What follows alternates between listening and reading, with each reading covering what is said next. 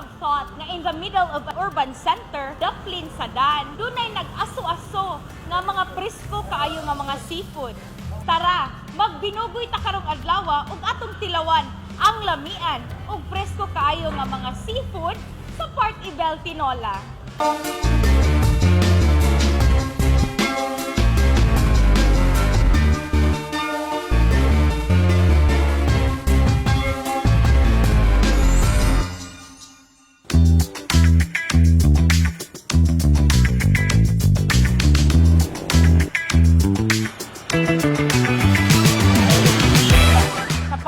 Walay alkansi. Binugoy pag yun. Why arte-arte kaon? Kinamot. Pila ka kaldero ang mahorot in a day? Sa kaadlaw, upat yung kaldero mahorot. Ang mga kapani, sa Naga, ari mangaon, ang Talisay, o sa Fernando, dayo di sila.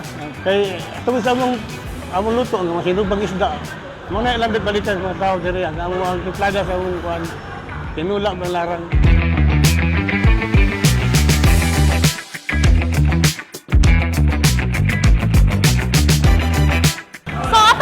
Atong mga friends from Argao nga nag-lunch dinhi sa Park Ibel. Atong interviewhon nganong naa sila diri na ni Udto. Namin sila ni Udto kay buong na sa highway, lamian niya. Nice sabaw. Gani ba ba? Affordable na po.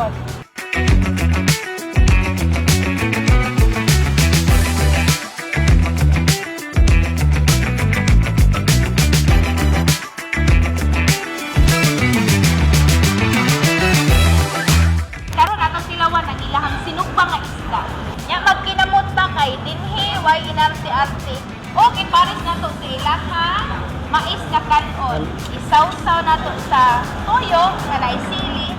Ibutang na to sa mais na kanon o ihungit.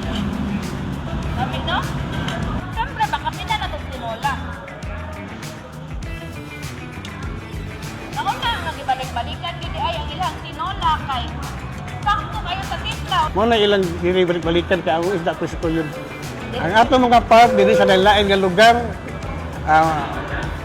mga unta diri sa Park Ibel sa Virginia kay ang among isda presko o ang tiplada pun maayo.